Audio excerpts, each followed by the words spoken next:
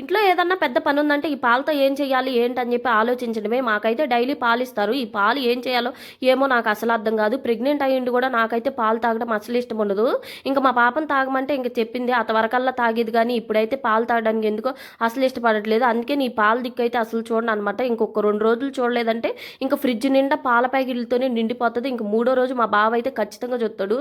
వీటితో ఏదో ఒకటి చేయొచ్చు కదా అని చెప్పి అంటాడు అనమాట. ఇంకా మా బావ చెప్పిన దాకా చెప్పించుకోవడం ఎందుకు, ఈ రోజు ఏదో ఒకటి చేద్దామని చెప్పేసి ముందల 2 పాల ప్యాకెట్లు అయితే ఇరక్కొట్టి పన్నీర్ చేసేసాను. పన్నీర్తో రసగుల్లాలు చేద్దామని చెప్పి ఫిక్స్ అయిపోయాను అనమాట. ఇంకా పన్నీర్ అయితే బాగా మ్యాష్ చేసేసుకుని స్మూత్ బ్యాటర్ లాగా కలుపుకుని చిన్న చిన్న ఉండలుగా చేసేసుకుని పక్కన పెట్టుకోవడమే. ఒక కడాయిలో 1 కప్పు షుగర్, 1 కప్పు వాటర్ పోసుకుని పంచదార కరిగేంత వరకు బాగా కరిగించుకుని కొంచెం ఇలాచీ పౌడర్ వేసుకుని మనం ముందుగా చేసి పెట్టుకున్న బాల్స్ను కూడా వేసుకుని ఒక 50 మినిట్స్ సిమ్లో ఉడికించుకున్నామంటే మంచిగా రసగుల్లా అయితే అయిపోతాయి అనమాట. టేస్ట్ అయితే సూపర్ ఉంటుంది.